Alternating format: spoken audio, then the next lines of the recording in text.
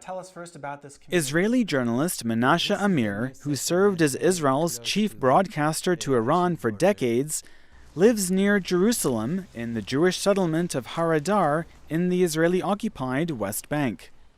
There are 300 units, high-class families, and we have a very good relationship and a life of quality. How long have you lived in Haradar? We have built the land here, and we have been here for the last 26 years. So this home is full of beautiful Persian art. Maybe you can give us a little tour of some of your collection. What do we have on the walls here? I am Iranian, so I love the Iranian culture and the Iranian art. And whatever you see here, it's a reminding of the Iranian culture. Where did you get these various paintings from? Whenever I have been in Iran, I brought with me some piece of art, and the carpets here.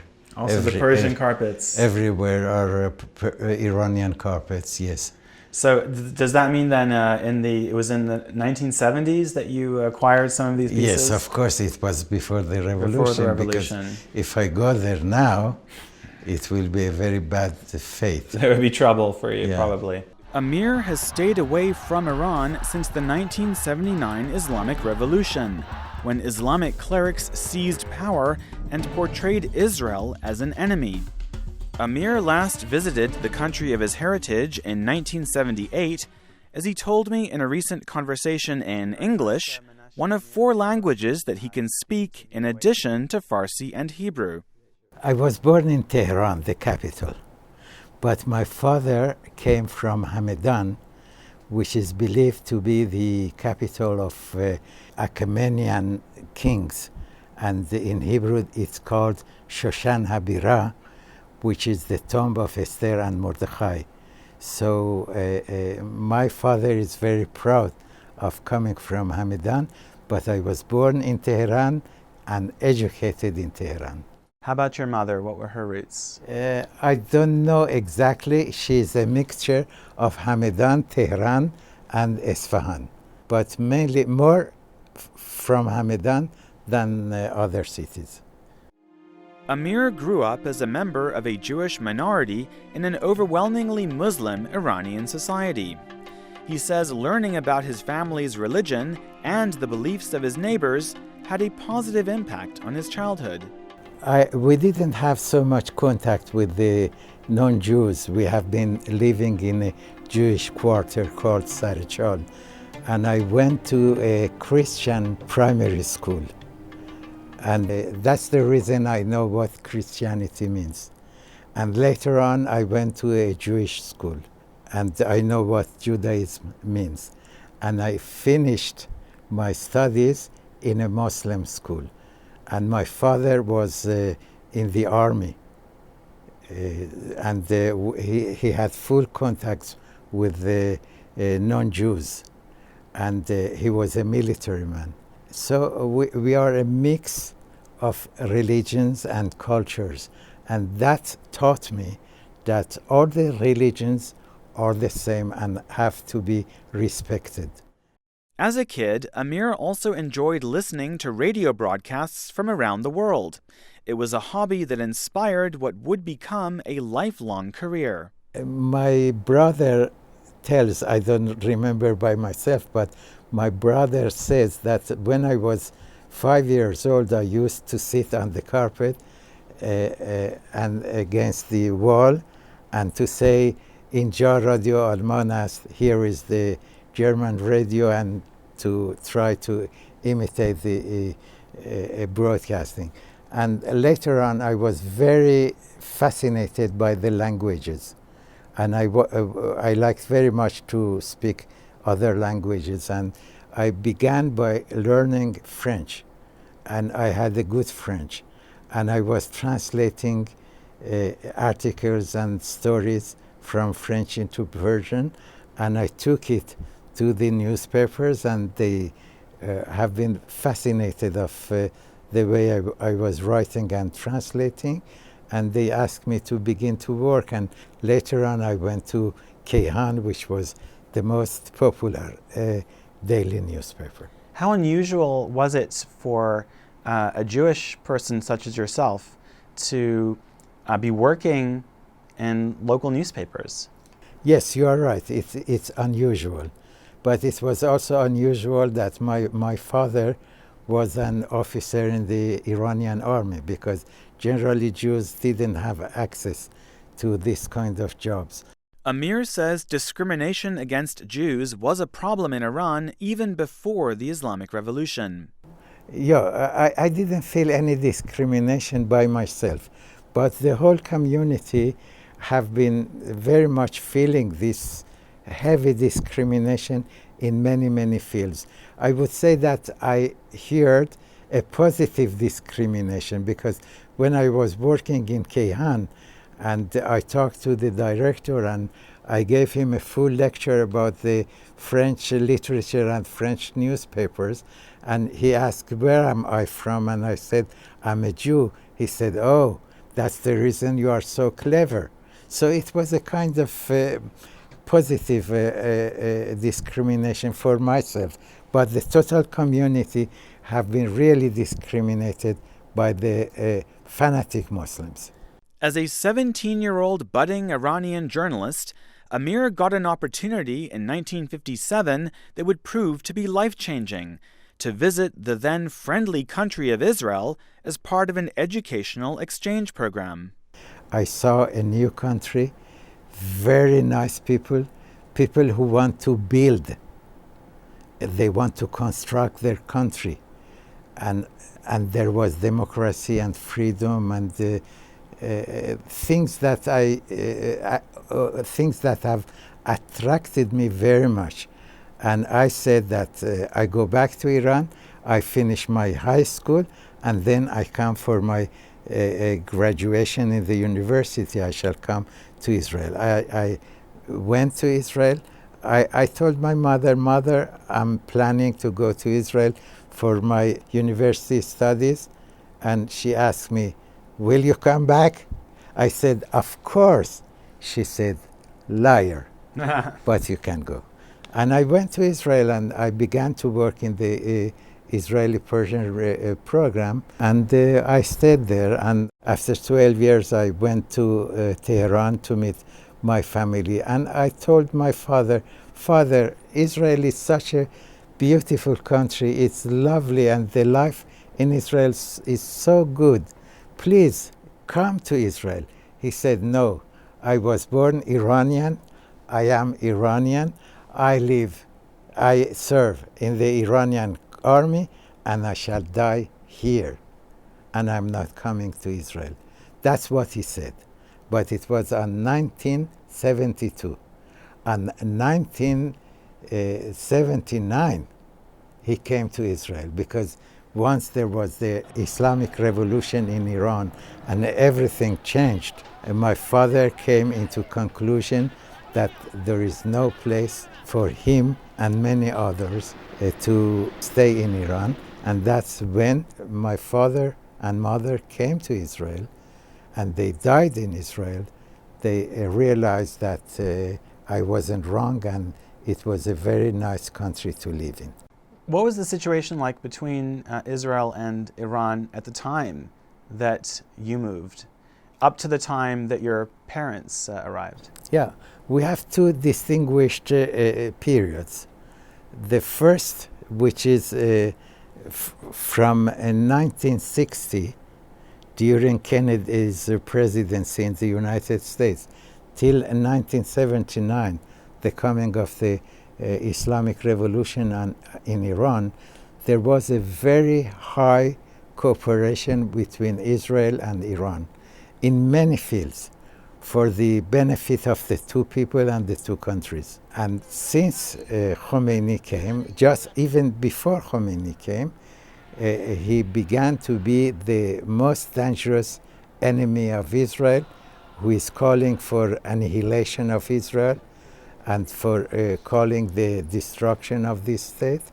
And it is a real threat and a real danger. So, but I think that Khomeini didn't succeed to turn the Iranians into enemies of Israel.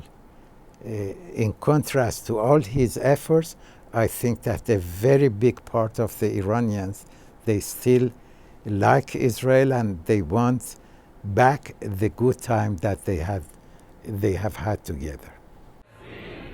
For that to happen, Iran and Israel would have to overcome a 38-year state of hostility, in which both nations have warned that they could strike the other in self-defense. But Amir says the risk of a war between his native country and his adopted country has not weakened his strong sense of dual identity. I would say that when somebody asks me who you are, my answer is I am 100% Iranian. Iran is my homeland, a place of birth. And I am 100% Israeli because Israel is the country I live in and I like it. So my personal wish is that there will not be any military confrontation between the two countries. Answering your question, I think that for the moment the possibility of any military clash between the two countries is almost zero. But it will happen if the Iranians will begin again their nuclear program, and if the international measures and sanctions will not be enough useful. And when Israel will see that its own existence is in danger, Israel may act in a military action. But for the moment, the chance is very weak. Israeli-Iranian relations were much warmer when Amir moved to Israel in 1959 and enrolled as a student at Hebrew University in Jerusalem. He adjusted quickly to life in the country, learning Hebrew and starting a job at Israel's state broadcasting network as a junior presenter of Farsi language radio programs for Iranians. I began in January 1st, 1960, and we had 30 minutes daily program. But after the revolution, it got to be 1 whole hour and later on 90 minutes. We gave, mostly we gave information, news. In the beginning, news mostly about Israel, and after the revolution, mostly about Iran itself. And it was before VOA began to broadcast in Persian. So they have been two superpowers in the Iranian media outside of Iran, which was BBC and the Voice of Israel. And we gave a full coverage of the news inside Iran. And that's the reason that we have been very popular inside the country, especially during the Iran-Iraq war, because the Voice of Israel was, except the Radio Baghdad, we have been the only station who broadcast to Iran what city will be bombed tonight by the Iraqi army. And how did we know that? From Arabic program of Radio Baghdad. And many Iranians have been listening to our program to decide whether tonight they are going to sleep in their own house or to go away somewhere less dangerous. Amir says he knows those Iranians were listening because they would tell him so on his weekly call-in show. But how could Iranians make phone calls to a country that their government had severed relations with? It's a good question because you cannot call directly from Iran to Israel. So we made a station in Germany that the Iranians call this station and it comes directly to Israel, to our studios in Jerusalem. And for the question why the Iranians allow that, I really don't have an answer. But maybe they cannot control it. Today, there are so many radios and TVs in Persian, and most of them have imitated this program, and the hundreds of Iranians call every day to so many stations and to talk and to tell very clearly what they think about the regime. And I think that the regime in Iran is too weak to control all these phone calls. Amir kept up his broadcasts to Iran for 57 years, until the Israeli government closed the Israel Broadcasting Authority, or IBA, in May 2017 as part of a restructuring of state broadcasting. Before the shutdown, Amir would present some of his radio programs from home. We also are going to have a look at your studio. It's like a bit of a home office. It's my sanctuary. Your sanctuary. Let's follow Menashe to his sanctuary. Here I sit for many hours a day and work and broadcast. Amir also filled the room with memorabilia from his long career. So when the IBA closed and your program had to come to an end, how did you convey that news to your listeners? We had our last day of broadcast and we explained exactly what has happened and why it has happened. And we promised to do our best to come back. What did the listeners say? What kind of response was there to this news? I was visiting the United States lately, and everybody who met me, thousands of people, some said that they are crying because they are so much missing our broadcast. Israel's new publicly funded broadcaster, named Khan in Hebrew, later relaunched the Farsi language broadcasts in January 2018 with a new editor in charge rather than Amir. But the veteran broadcaster has kept busy, starting his own Farsi news service and audio program in December 2017 on his radis.org website. Besides that, Amir has been working on the publication of a new Hebrew-English-Farsi dictionary.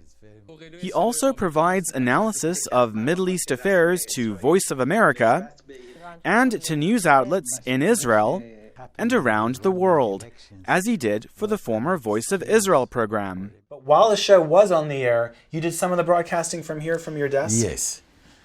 So how would you do that? You would sit down and then you have a microphone? Yes, I have my microphone. Here is my microphone. Okay.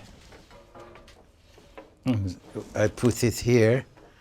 And you have three different computer screens. I see you've got a couple of computers. Yeah, because every one of the computers is special for one of my tasks. And besides, I have to be always prepared if something happens with one computer, the other one is working. So there would be a connection between your setup here and the studio in Jerusalem. Is that right? The connection, yeah, it's no problem today. With the technology. The direct connection, yes. How many hours would you spend in here? Many hours, sometimes 16 hours. In one day? In one day, yes. Wow. Yeah, but it's my pleasure because I enjoy very much my work. And I know you consider it fun, it's not a It's really a fun and not a job. بفرمایید از کجا شما زنگ میزنید؟ Part of the fun for Amir was talking to Iranian listeners about a variety of topics. He says several of those topics stood out. First of all, the poverty and the hardship of life. Second, their sympathy towards Israel and their enmity against the regime inside Iran. And they have been asking Israel, why you are not coming to help us to uprise? And I was telling them, why do you expect Israel to come and salve you, rescue you? There are so many other countries. Why do you think that Israel has to do that? And the answer was that we feel that Israel is the most close companion and friend of Iran, and The Israelis are people with whom we want to be good neighbors, and we are asking them. Amir says he had a straightforward reply to the caller's appeals for Israeli help. In Persian, we say, "As to harakat, as Khoda barakat." It means that first you have to move, then God will help you. And that's what it was my answer to the Iranians, that your fate is in your own hand. Don't expect foreign countries to come to help you. First, that's you. You have to show that you want to overthrow this regime, to go to streets, and then the other countries will support you. How would people typically respond to you saying that? Did they agree with you, or did they respond by saying, well, we can't because we know that if we did such a thing, we would be arrested? Exactly. They answered that they are afraid of their own life, and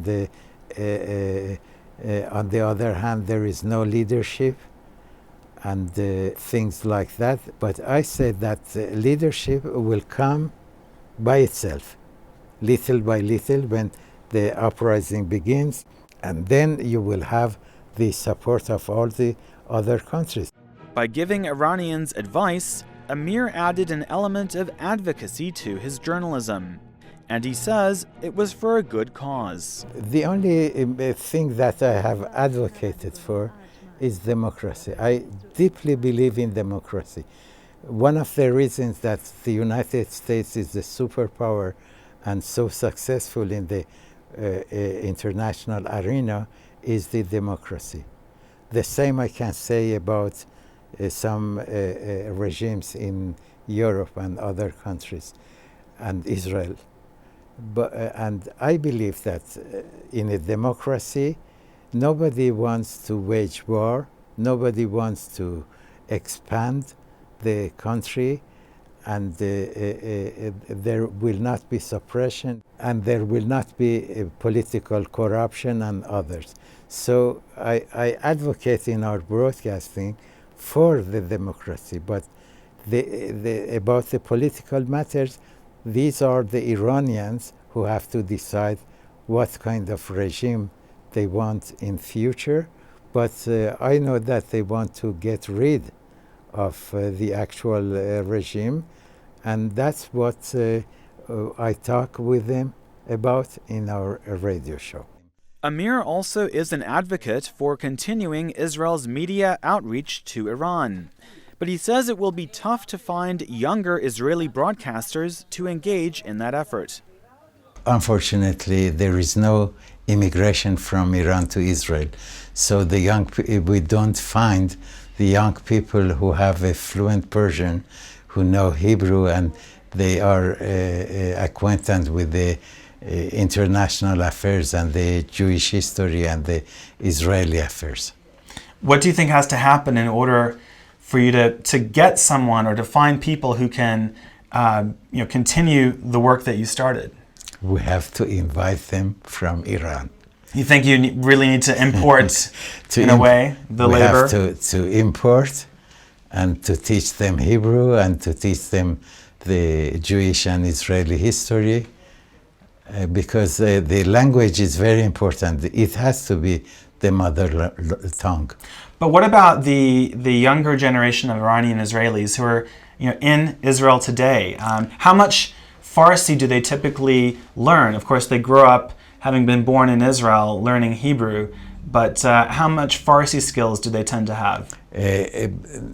During the last years, the Israeli government has made a great effort to educate the youngsters also to speak Persian and to understand Persian, but it's not enough qualified for using them, bringing them to our broadcast. What do you think about the overall situation of the Iranian community in Israel? A long time ago, when many of them were new immigrants in the 50s, the 60s, the 70s, some of them came here and we're not kind of at the top of the social ladder, but maybe a little lower down. Do you feel like Iranian Israelis have really established themselves as a very kind of important, crucial part of the society here? I think that nowadays the Iranian Jews are playing a great role in the Israeli, in every domain. We had president, we had the chief of staff. The president was Moshe Katsav. Moshe Katsav. We had the minister of defense. Shaul Mofaz. Shaul Mofaz, and the commander of the Air Force. And we have Iranian origin writers and the Iranian origin singers.